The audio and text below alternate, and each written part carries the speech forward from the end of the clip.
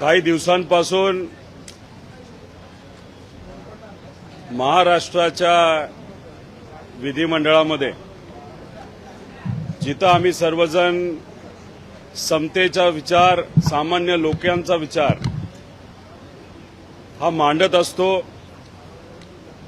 आणि कुठलाही भेदभाव न करता लोकांना न्याय कसा मिळेल यासाठी आम्ही सर्वजण आमदार म्हणून लोकशाहीच्या मार्गाने निवडून आलेले आम्ही सर्वजण आमदार आणि लोकशाही आपण जेव्हा म्हणतो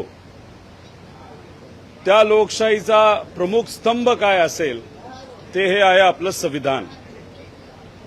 पण गेल्या काही दिवसांपासून काही राजकीय नेत्यांना खुश करण्यासाठी त्याच्याचबरोबर एक वेगळ्या पद्धतीचं वातावरण या महाराष्ट्रामध्ये व्हावं जेणेकरून जनसुरक्षा कायदा जो संविधानाच्या विरोधात आहे, लोकशाहीच्या विरोधात आहे, तो लागू करण्यासाठी थोडंसं सोपं जावं यासाठी काही आमदार हे दुर्दैवाने वारकऱ्यांना वारीला, पवित्र वारीला हे बदनाम करत आहेत।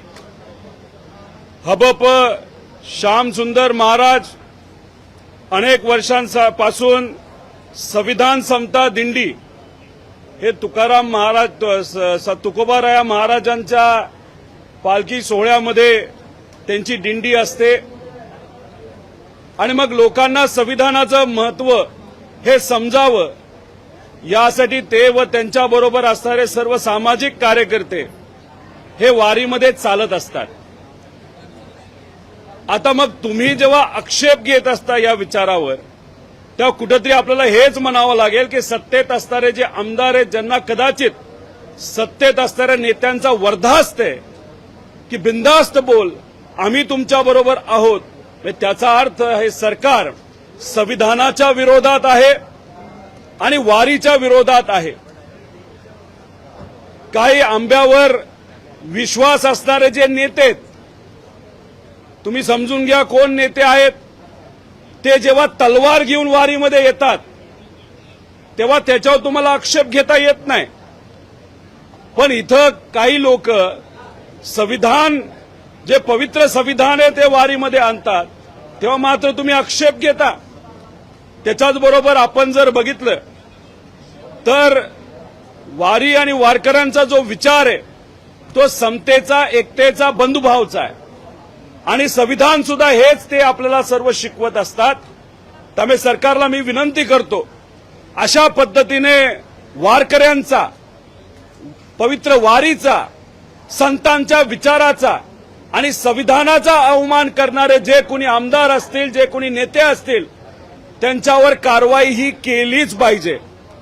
कारण तुम्ही जर बघितलं एक त्या आमदार ज्या कुणी आहेत त्या जेव्हा उद्धव ठाकरे साहेबांबरोबर होत्या तेव्हा त्या MLC होत्या, त्यांची टर्म संपायला लागली तेव्हा अचानक त्यांच्या मनामध्ये बदल झाला आणि मग शिंदे साहेबांबरोबर ते झाले आणि परत एकदा आमदार झाल्या। आता कदाचित त्यांना असं दिसतंय की शिंदे साहेबांची सुद्धा ताकद भाजप कमी करते का काय। मग आता कुठेतरी भाजपचा विचार स्वीकारावा लागेल, भाजपच्या नेत्यांना खुश करावं लागेल आणि जनसुरक्षा कायदा जो संविधानाच्या विरोधात आहे तो आणत असताना भाजपला मदत करावी लागेल। म्हणून कदाचित त्या आमदार महोदया त्यांनी अशा पद्धतीचं वक्तव्य केलं, पण त्या वक्तव्याचा आम्ही निषेध करतो कारण ते वक्तव्य संविधानाच्या विरोधात आहे आणि वारकरी संप्रदायाच्या विरोधात आहे आणि पवित्र वारी आणि संतांच्या विचाराच्या विरोधात आहेत। आम्ही या गोष्टीचा, त्या विधानाचा आम्ही सर्वजण निषेध करतो।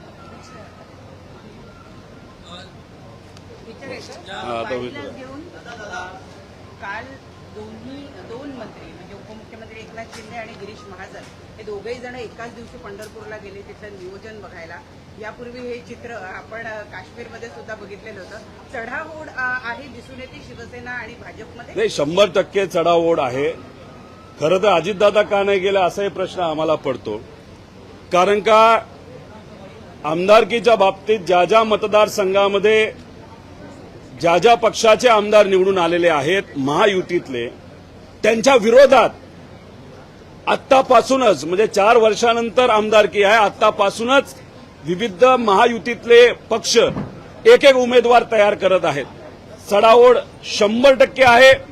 आज ती पंढरपूरला चढाओढ आपल्या सर्वांना बघायला मिळाली आणि तशीच चढाओढ जेव्हा महाकुंभ हा नाशिकला होईल तिथं सुद्धा ती चढाओढ दिसणार आहे. एक तर निधीच्या बाबतीत असेल आणि श्रेयवादाच्या बाबतीत असेल. त्यामुळे हे सरकार कशामध्ये गुंतलेलं आहे ते एकामेकाची जिरवण्यात गुंतलेलं आहे. त्याच्यामध्ये होतंय काय तर सामान्य लोकांकडे दुर्लक्ष हे त्या ठिकाणी केलं जातं. आज जर आपण बघितलं तर वरचं हाऊस नाही तर खालचं हाऊस. आम्ही सुद्धा काल जेव्हा शेतकऱ्यांच्या हिताचे प्रश्न, कर्जमाफीचा मुद्दा, त्याच्याबरोबर विम्याचे प्रश्न, शेतकरी आत्महत्याचे प्रश्न, महिलांचे युवांचे प्रश्न मांडत होतो तेव्हा पुढे फक्त एक मंत्री बसले होते आणि ते मंत्री सुद्धा मुंबई शहरातले आहेत. ते कुठून मंत्री आहेत, आमदार आहेत याच्यावर आमचा आक्षेप नाही, पण त्यांना ते विशेष समजणार नाही. ते कुठेही नोट घेत नव्हते, कुठलाही बाकी मंत्री तिथं बसला नव्हता आणि जिथं अधिकारी सेक्रेटरी बसायला पाहिजे तिथं सुद्धा जर आपण बघितलं तर ज्युनियरच्या ज्युनियर आणि ते सुद्धा काही पीए, ते सुद्धा 3 पीए तिथं बसले होते. मग कुठेतरी लोकशाही थट्टा केली जाते. मग तुम्हाला काय पडलंय तर फक्त राजकारण पडलंय, एकामेकाची जिरवायचं पडलेलं आहे. हा नेता पुढे गेला तर त्याला ओढायचं आणि जेव्हा खऱ्या अर्थाने अधिवेशनामध्ये आम्ही जेव्हा मुद्दे मांडत असतो त्या मुद्द्यांकडे दुर्लक्ष या सरकारकडनं तिथं केलं जातंय. वरच्या हाऊसमध्ये सुद्धा आणि खालच्या हाऊसमध्ये सुद्धा हे आपण सर्वांनी त्या ठिकाणी बघितलेलं आहे.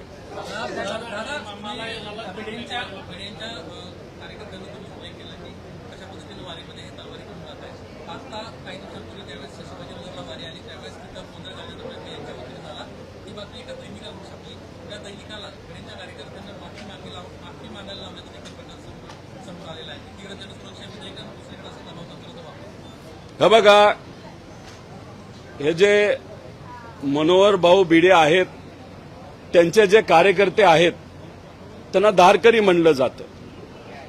एखादा महामानवाचा विचार पुढे घेऊन जात असेल जो कुणी असेल तर त्याचं स्वागतच केलं जाऊ शकतं.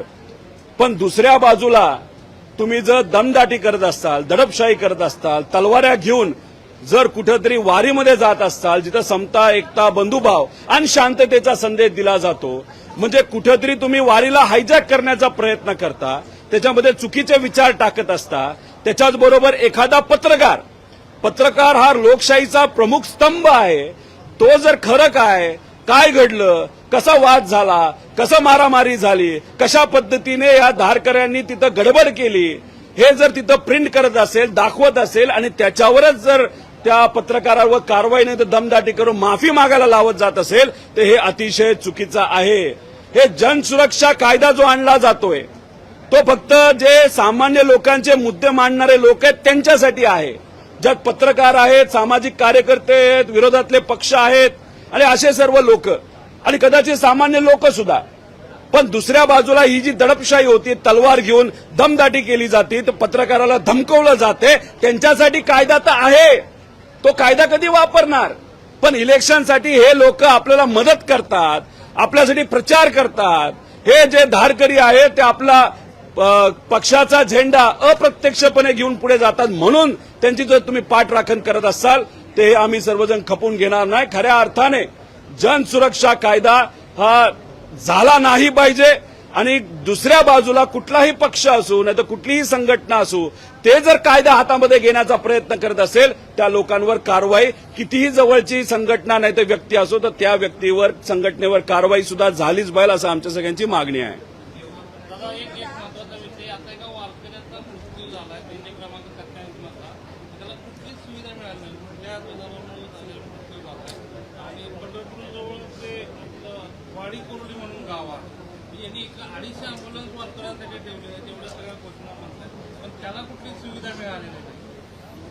आता मला माहित नाही अँब्युलन्सेस खऱ्याच दिल्यात का फक्त दिखाव्यासाठी दिलेल्या आहेत.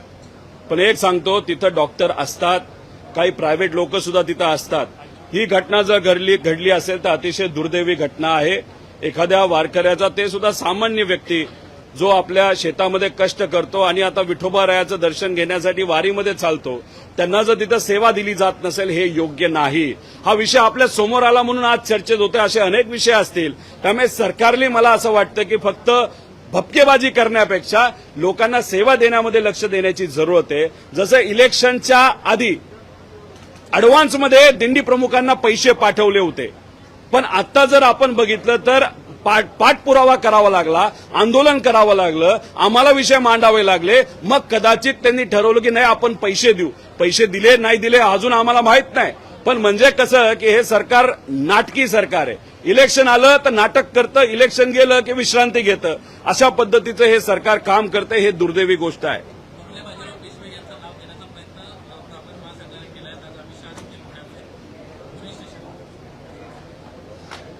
तर बघा, आता कुणाचं नाव द्यायचं, कसं द्यायचं, त्याला एक प्रक्रिया असते. लोकांची मागणी आहे का, काय पद्धतीने त्याच्यावर चर्चा होती. तर मला असं वाटतं की लोकांचं मत काय हे सुद्धा तिथं कुठेतरी समजून घेतलं पाहिजे, त्याच्या बाबतीत चर्चा झाली पाहिजे आणि मग योग्य असा निर्णय सरकारच्या माध्यमातून त्या ठिकाणी घेतला गेला पाहिजे. अमित शाह साहेब पुण्यामध्ये येत आहेत. पुणे आज क्रिमिनल हब झालं आहे, दुर्दैव आहे. शिक्षणाचं, विचाराचं एक प्रतीक असायचं, एक वातावरण तिथं त्या पद्धतीचं असायचं. अख्ख्या देशामध्ये एक चांगला संदेश हा पुण्यातून दिला जायचा. पण आज पेपर उघडलं काय, टीव्ही बघितला काय, रेप, मर्डर, धमक्या, एक्स्ट्रॉशन अशा पद्धतीची चर्चा पुण्याच्या बाबतीत दुर्दैवाने आज तिथं होत आहे. आज गृह खातं जे महाराष्ट्राचं आहे ते कमी पडत आहे. अमित शाह साहेब पुण्यामध्ये आलेले आहेत. मी त्यांना विनंती करतो की आज तुम्ही तिथं आलेला आहात, तिथल्या सर्व पोलीस अधिकाऱ्यांना तुम्ही बोलवावं, गृहमंत्र्यांना बोलवावं आणि जे काय आज पुण्यामध्ये आणि महाराष्ट्रामध्ये चालू आहे, ज्या पद्धतीने गुंडाराज वाढत चाललेला आहे, तो कुठेतरी कमी करण्यासाठी मदत करावी. फक्त मी आशा एवढीच करतो. काही दिवसांपूर्वी गडकरी साहेब जेव्हा आले होते, जे आज नॅशनल हायवेचे मंत्री आहेत, ते स्वतःच पुण्यामध्ये आल्यानंतर ट्रॅफिकमध्ये अडकून बसले. अमित शाह साहेब तरी ट्रॅफिकमध्ये अडकू नये आणि अडकलं तर ते ट्रॅफिकची समस्या आमच्या सामान्य लोकांची, पुणेकरांची ही सुटण्यासाठी त्यांनी मात्र त्या ठिकाणी प्रयत्न करावे, एवढी विनंती या ठिकाणी मी करतो.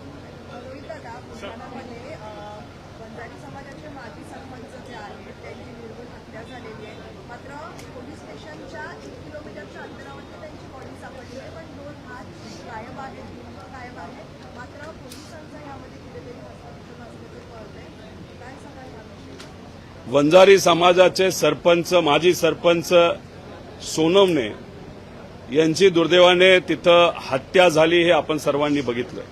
अतिशय वाईट परिस्थितीमध्ये त्यांना मारण्यात गेलं. आता याच्यामध्ये जेव्हा आपण अभ्यास करतो, जे काय बातम्या आम्हाला कळाल्या, ज्या काय ऐकीव गोष्टी आमच्यापर्यंत आलेल्या आहेत, 1 महिन्यापूर्वी पोलीस स्टेशनमध्ये असणाऱ्या काही पोलीस अधिकाऱ्यांनी त्यांना बोलावलं होतं. काही कदाचित भावकीचा वाद होता. पोलिसांनी बोलवल्यानंतर त्या बिचाऱ्या 60 वर्षाच्या माजी सरपंचांना असं वाटलं की पोलीस मध्यस्थी करत असेल तर त्यांचा विषय तिथं संपून जाईल. पोलीस स्टेशनला आल्यानंतर महिनाभर तो माणूस दिसलाच नाही. आणि दिसला कधी तर 2 दिवसापूर्वी, जेव्हा त्याची हात तुटलेली, डोकं छाटलेली अशी बॉडी त्या ठिकाणी दिसली. म्हणजे हे काय चाललंय या महाराष्ट्रामध्ये. म्हणजे बीडचं प्रकरण झालं, तर परभणीचं प्रकरण झालं, पुण्यात रेप चालू आहेत, मुंबईत रेप चालू आहेत, विदर्भामध्ये रेप चालू आहेत, नागपूरमध्ये रेप चालू आहेत. अतिशय वाईट परिस्थिती आणि त्याच्यातच ही बातमी येते. आणि ज्या पद्धतीने निर्गुण पद्धतीने त्याची हत्या केली गेली आणि अशी चर्चा आहे की पोलीस सुद्धा याच्यामध्ये सहभागी आहेत. त्यामुळे मी होम मिनिस्टर साहेबांना विनंती करतो की कृपा करून याच्यामध्ये लक्ष दिलं गेलं पाहिजे. आणि अशा पद्धतीने जर सामान्य लोकांची हत्या आणि ते सुद्धा पोलीस प्रशासन ऐक्यू माहितीवर असं कळतं की ते सुद्धा त्याच्यामध्ये इन्व्हॉल्ड आहेत, तर ही अतिशय भयानक गोष्ट आहे असं माझ्यासारख्याला त्या ठिकाणी वाटतं.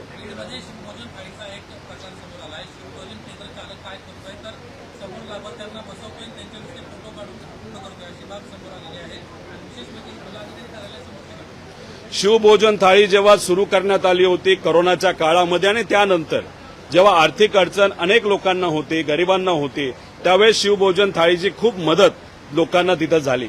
पण नंतरच्या काळामध्ये आपण जर बघितलं तर तुम्ही म्हणता तसं झालं. बऱ्याच ठिकाणी नुसते फोटो काढले, फोटो रिपोर्ट केले, जेवण कोणाला दिलं नाही आणि त्यातून फक्त बिलं काढण्यात आली होती. ही गोष्ट जर घडली असेल तर ही फक्त एकाच ठिकाणी घडली असं आम्ही म्हणणार नाही, ही बऱ्याच ठिकाणी घडलेली असेल. त्यामुळे फोटो हे बघितले गेले पाहिजे, इन्व्हेस्टिगेशन हे झालं पाहिजे. कारण शेवटी हा पैसा कोणाचा आहे, तर हा गरीब लोकांचा, सामान्य लोकांचा, मध्यमवर्गीयांचा टॅक्सचा पैसा आहे. आणि तो जर अशा पद्धतीने फक्त उडवण्यात आणि पैसे काढण्यामध्ये आणि भ्रष्टाचारामध्ये जात असेल तर ते योग्य नाही असं माझ्यासारख्याला वाटतं. त्याच्याच बरोबर एक महत्वाची गोष्ट, मुंबई शहरामध्ये आपण जर बघितलं तर गेल्या काही दिवसांमध्ये थोडासा वाद हा मराठी विरुद्ध अमराठी असा कुठेतरी होताना आपण सर्वजण बघतोय. खरं तर याच्यामध्ये आपण खोलात गेलो आणि आम्हालाही सुद्धा जर तुम्ही विचारलं की जो व्यक्ती या महाराष्ट्रामध्ये जन्मला, तो गुजराती असू द्या, तो मारवाडी असू द्या, नाही तर तो कुठल्याही राज्यातून आला असेल, पण त्याचा जन्म जर महाराष्ट्रामध्ये झाला असेल तर तो आमच्यासाठी मराठी माणूस आहे. भाषा तर त्यांना येतेच, पण हा जो वाद आता वाढवला जातोय, जो पेटवला जातोय, जसं विधानसभा इलेक्शनच्या आधी ग्रामीण भागामध्ये राजकीय फायदा व्हावा यासाठी जातीय वाद मोठ्या प्रमाणात वाढवला गेला होता आणि शहरामध्ये त्या काळामध्ये लोकसभेला फायदा व्हावा यासाठी धर्माचा वाद निर्माण केला गेला होता. आज जर आपण बघितलं तर मुंबईमध्ये हा जो मराठी विरुद्ध अमराठी वाद निर्माण केला जातोय त्याच्या प्रमुख कारण कदाचित मुंबईचं इलेक्शन आहे आणि मुंबईच्या इलेक्शनमध्ये या वादाचा फायदा हा भाजपला जास्त प्रमाणात व्हावा म्हणून कदाचित हा वाद वाढवला जातोय का काय असं आम्हा सगळ्यांना वाटतंय. मीरा भाईंदरमध्ये जे काही काल मोठं आंदोलन झालं त्याला जो काही आर्थिक रसद आहे ती कुणी पुरवली, कसं झालं, काय झालं, का तो वाद वाढत चाललेला आहे, का आत्ताच मुंबईच्या इलेक्शनच्या आधीच हा वाद वाढवला जातोय, हे खऱ्या अर्थाने बघण्याची जरूरत आहे. म्हणजे महाराष्ट्राला मोठं करण्यासाठी, महाराष्ट्राला या देशातलं सगळ्यात ताकदवान, आर्थिक दृष्टिकोनातून ताकदवान राज्य बनवण्यासाठी हे सरकार प्रयत्न करत नाही, तिथं जातीवाद आणतंय. आणि मुंबई जी या देशाची राजधानी आहे आर्थिक, तिचं महत्व कमी व्हावं आणि लोकांचं लक्ष दुसरीकडे कुठेतरी जावं आणि एक वेगळ्या प्रकारचा वाद या मुंबईमध्ये यावा यासाठी हा वाद मराठी आणि अमराठीचा केला जातोय असं आम्हाला आता त्या ठिकाणी शंका यायला लागलेली आहे. आणि हे जर होत असेल ते अतिशय दुर्दैवी आहे. त्यामुळे मी कृपा करून मुंबईच्या सर्व जनतेला, महाराष्ट्राच्या जनता विनंती करतो, हे जे काय भेदभावाचं राजकारण आहे, हे जे काही वाद घालण्याचं राजकारण आहे, हे आपल्याला कधीही भलं पडणार नाही. त्यामुळे कृपा करून या बाबतीत विचार करा आणि जर कुणी हे करत असेल तर सोशल मीडिया आणि विविध माध्यमातून हे लोकांसमोर तुम्हीच आणू शकता, मीडियाच आणू शकता आणि ते सुद्धा मराठी मीडिया आणू शकते असा विश्वास त्या ठिकाणी माझ्यासारख्याला वाटतो.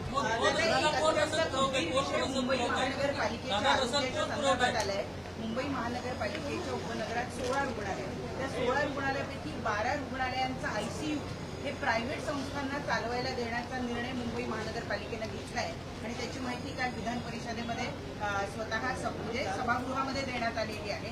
आयसीयू साठी इतकी महत्वाची व्यवस्था ही खाजगी संस्थांना चालवण्याला देणं ही कितपत योग्य आहे? हे बघा, मुंबई महानगरपालिका या देशातली सगळ्यात श्रीमंत महापालिका होती. जेव्हा प्रशासक येण्यापूर्वी तिथं 90,000 कोटी रुपयाच्या ठेवी होत्या आणि त्यावेळेस जर आपण बघितलं तर तिथं कुठेही पैसा कमी पडत नव्हता. आरोग्य सेवा असू द्या, रस्ता बनवायचा असू द्या, गटर करायची असेल, सामान्य लोकांना सेवा द्यायची असेल, पण गेल्या 2.5-3 वर्षामध्ये पैशाचा इतका उत्माद झालाय, पैशाचा इतका भ्रष्टाचार झालाय, कदाचित महानगरपालिकेकडे पैसा कमी पडायला लागलेला आहे. म्हणून काही प्रमाणात हे जे हॉस्पिटल आहे ते प्रायव्हेट लोकांना दिले जातात. नाही तर प्रायव्हेट लोकांना हॉस्पिटल देत असताना त्यातून काही अर्थव्यवहार होतोय का, काय आर्थिक व्यवहार पैसे घेतले जात आहेत का? कारण का हॉस्पिटलला जेव्हा दिलं जातं त्याच्यामध्ये कदाचित कोटा आणला जाईल. हॉस्पिटल बांधण्यासाठी प्रायव्हेट लोकांना खर्च करायचा नाही. आज जमीन मुंबईमध्ये महाग असल्यामुळे प्रायव्हेट लोक कदाचित या लोकांना, या नेत्यांना प्रस्ताव असं देत असावे की ही बिल्डिंग तुमची तयार आहे, ही बिल्डिंग आम्ही वापरायला घेतो. म्हणजे त्या प्रायव्हेट डॉक्टराला तिथं पैसे टाकायची जरूरत नाही, जमीन घ्यायची जरूरत नाही, बिल्डिंग बांधायची जरूरत नाही आणि मग फक्त तिथं दाखवायचं की गरिबांना आम्ही सेवा देतो. 30 कोटी रुपये 2 वर्षासाठी दिले जाणार आहे. एका खाटेला 3,345 रुपये दिले जाणार. म्हणजे हे उलटच झालं.